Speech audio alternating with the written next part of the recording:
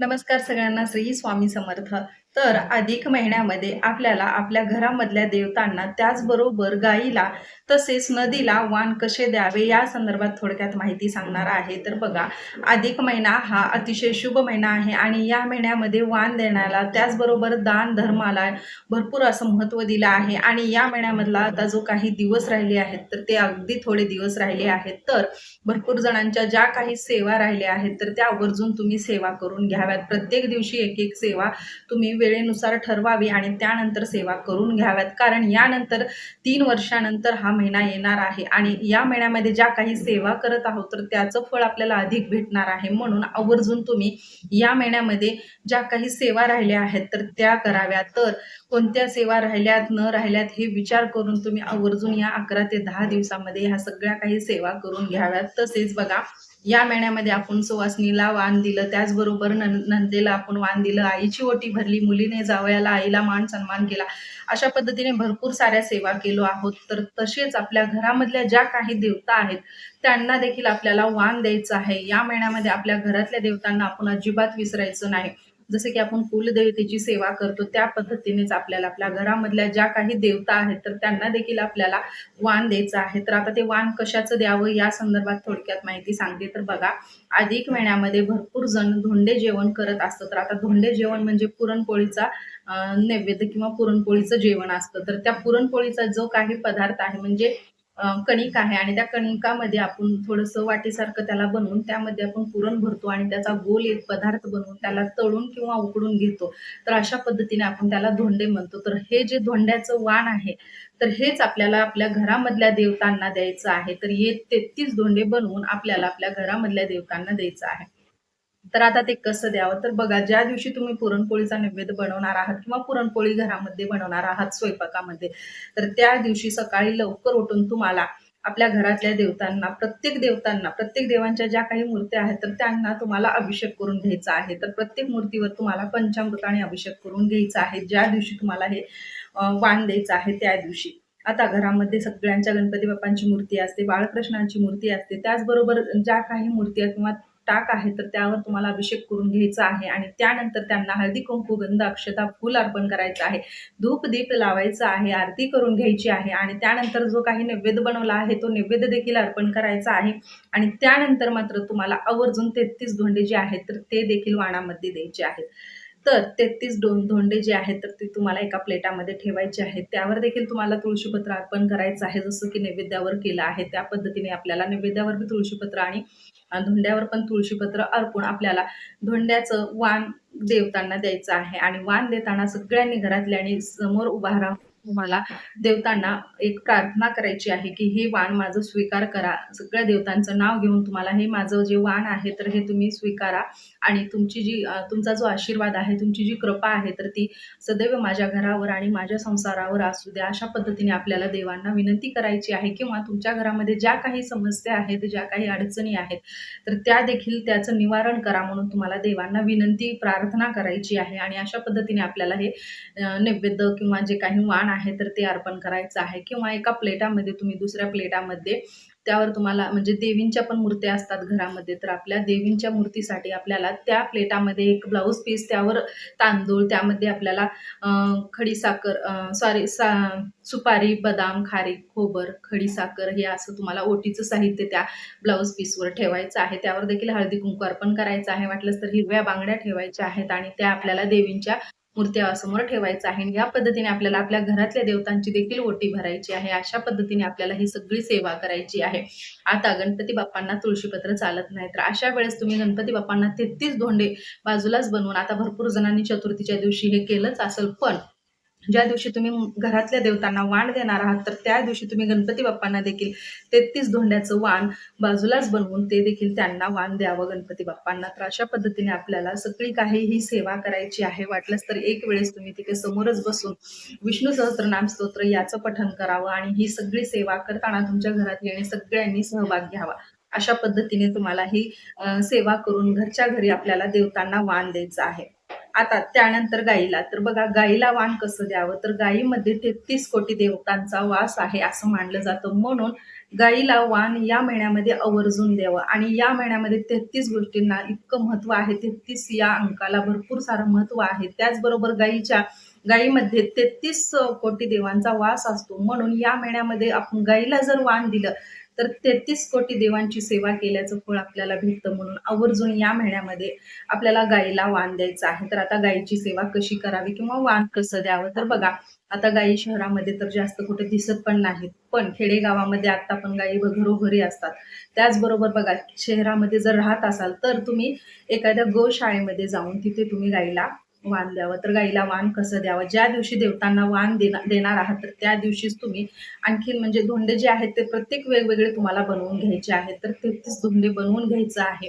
तर 33 धोंड्याच्या ऐवजी तुम्ही गुळ फुटाण्याचा देखील गाईला नैवेद्य देऊ शकता, म्हणजे वाणामध्ये किंवा हिरवा चारा देखील देऊ शकता. त्याचबरोबर गहू द्यायला देखील अतिशय महत्त्व दिलं आहे. तर तुम्ही भिजलेले गहू देखील गाईला देऊ शकता. त्याचबरोबर भरपूर सारं जे काही तुम्ही गाय खाणार आहे अशा पद्धतीच्या वस्तू देखील घेऊन जाऊ शकता. पण या वस्तूसोबत आपल्याला धोंडे देखील द्यायचे आहेत. कारण धोंड्याचा महिना आहे, अधिक मास आहे, म्हणून आपल्याला या सगळ्या वस्तूसोबत गाईला आपल्याला 33 धोंडे देखील द्यायचे आहेत. तर आता गोशाळेमध्ये जाताना तुम्हाला एक केळीचं पान घ्यायचं आहे. त्यावर तुम्हाला हळदी कुंकू, गंध, अक्षदा आणि एक ब्लाउज पीस ठेवायचा आहे. ब्लाउज पीसावरच तुम्हाला तांदूळ, हिरव्या बांगड्या ठेवायच्या आहेत. त्याचबरोबर त्यामध्ये देखील तुम्हाला सुपारी, हळकुंड, खारीक, खोबर, बदाम आणि एक खडीसाखरेचा असा छोटासा तुकडा त्यामध्ये टाकायचा आहे. त्यावर तुम्हाला हळदी कुंकू, गंध, अक्षदा, फूल ठेवायचं आहे आणि त्यानंतर हे वाण आणि 33 धोंड्याचं वाण घेऊन तुम्हाला गोशाळेमध्ये जायचं आहे. मग ते जे तुम्ही ओटीचं साहित्य घेऊन गेला आहे, तर ते देखील तुम्ही तिथल्या मालकिणीला, म्हणजे गायीची जी काही मालकीण आहे, तर त्या तुम्ही सौभाग्यवती स्त्रियाला हे वाण देऊ शकता किंवा एखाद्या मंदिरामध्ये जाऊन ते ठेवलं तरी चालेल किंवा ते जे मालक आहेत गायीचे, तर ते वाण घेतलं तरी त्याने देखील चालेल. अशा पद्धतीने तुम्हाला गोशाळेमध्ये जाऊन हे गाईला वाण द्यायचं आहे. तर गाईला वाण देताना तुम्हाला पहिल्यांदा गाईला देखील हळदी कुंकू, गंध, अक्षता अर्पण करायचे आहेत. आता गंध नाही लावला तरी चालेल, पण हळदी कुंकू गाईच्या कपाळावर देखील लावायचं आहे. गाईच्या पायाला देखील लावायचं आहे. अगोदर थोडं पाण्याने पाय धुवायचे आहेत गाईचे आणि त्यानंतर तुम्हाला हळदी कुंकू, अक्षता, फूल अर्पण करायचं आहे आणि त्याचबरोबर जर तुम्ही कणकेचे 2 जरी दिवे घेऊन गेलो तरी चालेल.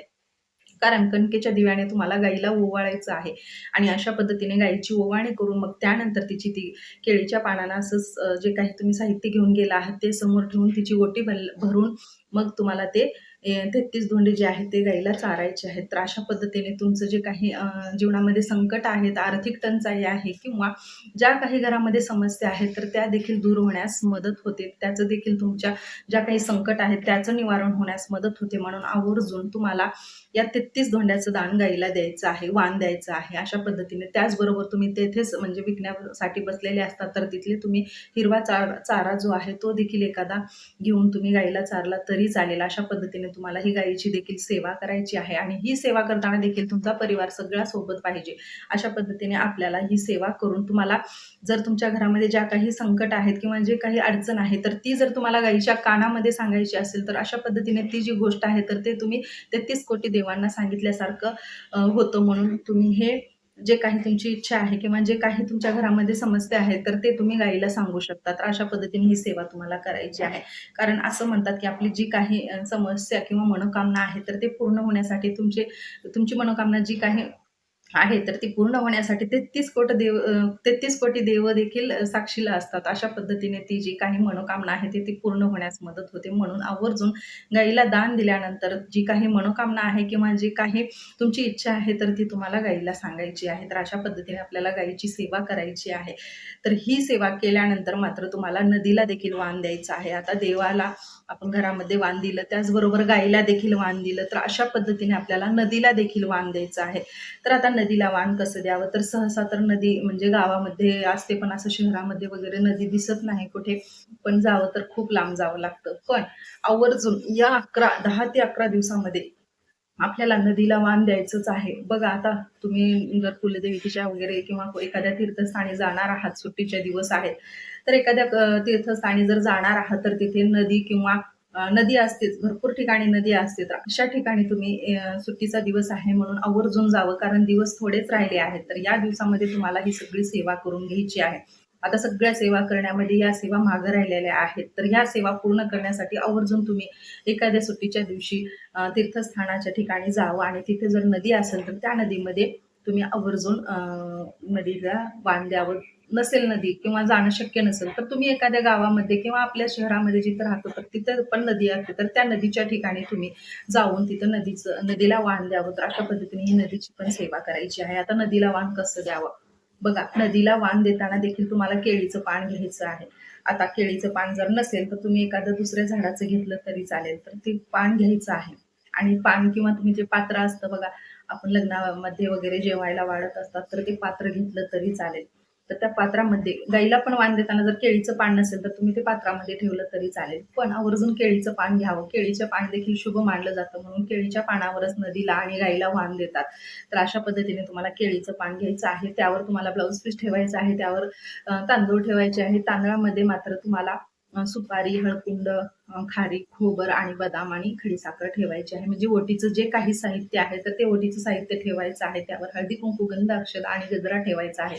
बघा, गंगा मातेला आपल्याला गजरा आणि हिरव्या बांगड्या या 2 वस्तूचं वाण आवर्जून करायचं आहे. कारण गंगा मातेला आपल्याला जे काही सौभाग्याचं वाण आहे, ते देखील अर्पण करायचं आहे आणि देखील आपल्या सौभाग्यामध्ये भर होते, आपलं सौभाग्य टिकून राहण्यास मदत होते आणि सौभाग्य स्थिर राहण्यास देखील मदत होते. म्हणून आवर्जून नदीला पण जे काही सौभाग्याचं वाण आहे, ते देखील तुम्ही वाणामध्ये द्यावं.